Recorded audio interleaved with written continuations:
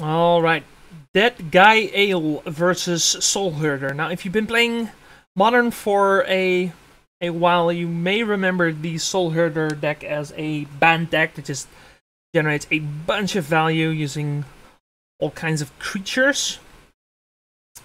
And then just blinking them in and out of the field, generating all sorts of card advantage. Dead Guy Ale might be a term you're somewhat unfamiliar with. It is the name of a black-white legacy deck that is based around Stoneforge Mystic and just playing a bunch of the best mid-range threats and answers that black and white can provide. As we do see a turn 2 Stoneforge Mystic coming out from Joris here, getting a better skull, just a terrific play here. We have a Temple Garden being fetched for George here, our Soulherder player. He's gonna crack it and play a Wall of Omens. Let's see if there's a shock attached to that. So, there is a shock attached to that, okay. For Joris, that guy Ale, he's most likely going to try to just keep disrupting George long enough here for him to just close out the game with a better skull or whatever other threat he may be playing. He's playing some of those new Modern Horizons 2 cards. I believe he has a Cauldron Complete. He also has a Douthy Voidwalker. Now, if you watched yesterday's video, you'll know that that card is absurd. I called it better than Ursa Saga. Now, you may not agree with that. That's fine. History will tell. But the card, just in general, has been absurd. As we do, in the meantime, see Cauldron Complete being put into play off the Stoneforge Mystic. A 5/5 indestructible with haste coming at George here. And just a really fast clock. But yeah, the Dead Guy Ale deck is just gonna play 1 or 2 threats and then try to disrupt as much as possible, prevent Soulherder from just generating absurd amounts of value, which the deck can. Absolutely. Soulherder, when it starts going, generates more value than even something like Niftalite, which is, by definition, a value deck. Of course, you need a bunch more pieces to actually go off. Niv is usually a bit more interactive, but Soulherder definitely does the go big plan better. Usually. Soulherder is actually a notoriously bad matchup for Niv. We see Joris attacking with the Cauldron Complete, getting blocked by the Wall of Omens, and an Ephemerate resetting it. So it's removed from combat. The Cauldron does not have Trample, which means there is no combat damage, and George gets to draw a card now, and another extra card during his upkeep, which, that's pretty good. That's pretty good. And when you're staring down a turn 3 Cauldron, that's definitely good enough to stay alive. Okay, maybe it's not good enough to stay alive, but it's definitely something you want to have in that situation. Now we have Douthy Voidwalker coming out for Joris here. For those of you who don't know what that card does, it is a 3/2 for 2 black. It has Shadow, which means it can only block or be blocked by other creatures with Shadow. In Modern, that basically means it is unblockable. while also being unable to block, but it's a 2-mana 3/2 that's unblockable. You're gonna attack with it. Just keep going with it. It also exiles anything that's put into your opponent's graveyard with a void counter on it, and you can tap it and sack it to return one of those cards. No, to cast one of those cards without paying its mana cost. So, not only is it a unblockable 3/2 for 2 mana, not only is it a piece of graveyard hate that you can actually main deck pretty easily, but it also just accidentally snipes one of your win conditions and then plays it for free. Like, tell me that card isn't too strong. Tell me that card isn't absurdly pushed. But, okay. Enough rant. We have Eternal Witness coming out from George here. Picking up Ephemerate, which is going to do some Right? Picking up Ephemerate? Actually, did he... Yeah, I think the Voidwalker wasn't on the field yet. Actually, now that I think about it, Eternal Witness with a Voidwalker on the field isn't really gonna do that much. Normally, what you would do is you would use Ephemerate on whatever creature you want to use it on, and then during your upkeep use it on the Eternal Witness, get back the Ephemerate. And that's not gonna work with a Voidwalker on the field. Now, George does have Path to Exile to get rid of it, and he's most likely gonna have to use it. We also have a Stoneforge activation.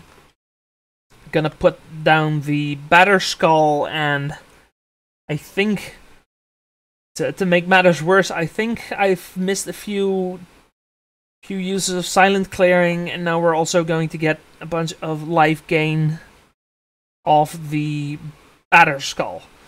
Now, I do always ask players to maintain their life totals on their playmat. It doesn't look like they did that this game. I think I'm gonna have to be a bit more pressing on that in the coming weeks, because it looks like I have just completely lost track of Joris's life total here.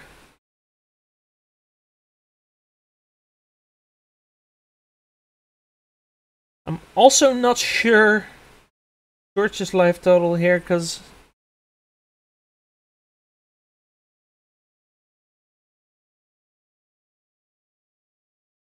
I'm not sure how he blocked. Yeah, I think there was a block from the wall into the Batterskull, and the Voidwalker is going to come in, so he is at most at 8. Yeah, I may have also missed a shock or two. Now Liliana coming out, gonna edict away that last creature, which is gonna get exiled by the Voidwalker, and I don't think my not keeping of the life totals is going to matter this game. It looks like we're going to game 2 pretty soon here.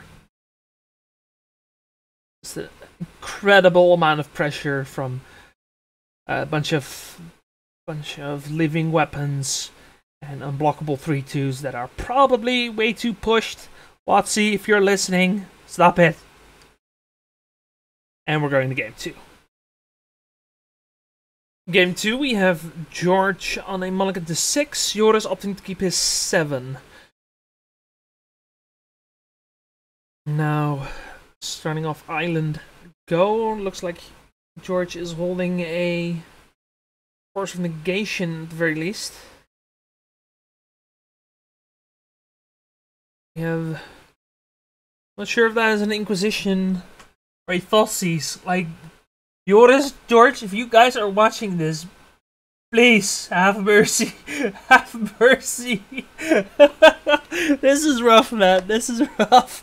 Let's see, we have Prismatic Vista, Soulherder, a Force of Negation, a Icefang Coatl, and a Coiling Oracle. So some solid blink targets, as well as a Soulherder. Looks like Coiling Oracle's the take here.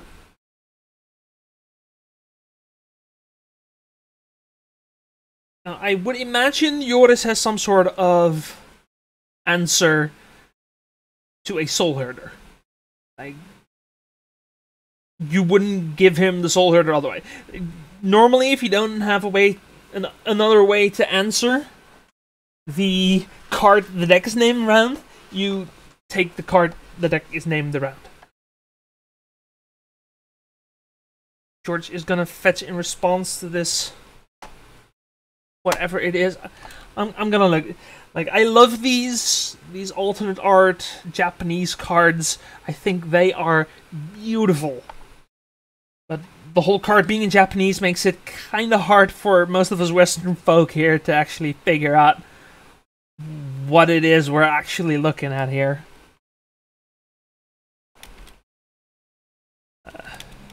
I do think it's an Inquisition from the looks of it. I think Joris would have actually written down his life total.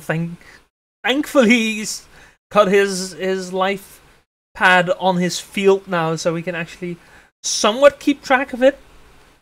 But it's not easy. We have Fatal Push coming out from the Soulherder. The name was Force of Negation of the Inquisition. Again, I assume it's an Inquisition. Yeah, it is an Inquisition. I got the art right here. Soulherder now coming down from George. Now, he has lost most of his actual payoff creatures, but he's definitely playing more of his payoff creatures than he is actually playing Soulherders. That's how Magic deck building works. At least it does in Modern. In most constructed formats, aside from Highlander variants. We have Lingering Souls coming out from Joris here. And not able to answer the Soulherder, but if George doesn't actually play a creature, the Soulherder isn't going up. Soulherder gets a +1/+1 counter if creature comes from exile, I believe. So you need to start blinking your cards. Fortunately, Soulherder does do that by itself during the end step. Let's see what the exact wording is on that. Whenever a creature is exiled from the battlefield. Okay, so a path to exile on like a spirit would work as well, I believe. Yeah.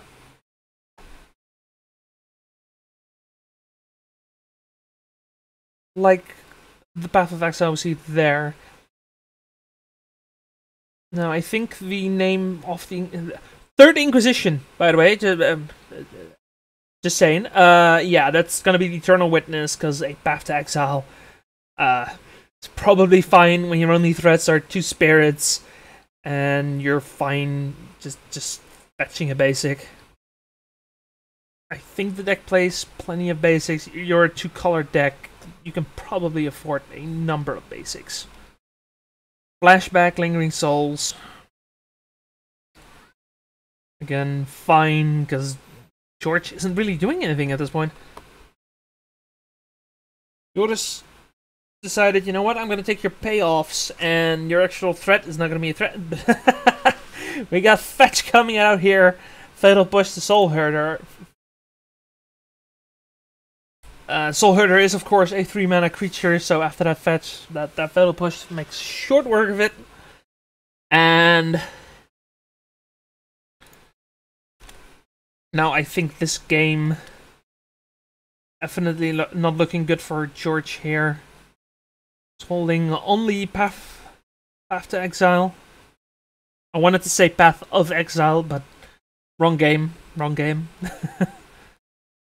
game, though. Definitely an interesting game.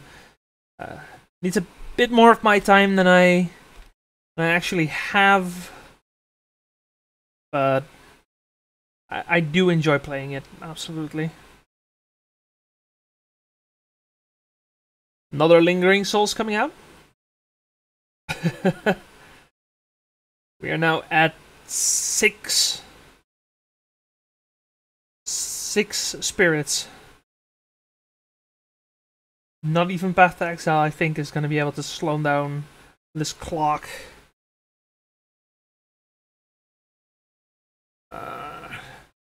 No, I think that point has passed already.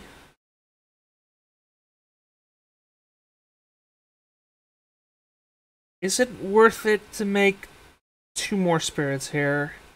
Might be. Does increase the clock by a turn. George might play some sort of board wipe and clear them all. When that happens, you're in kind of a bad spot. Though, to be fair, you are a mid-range deck, able to top deck some of the best threats in the format.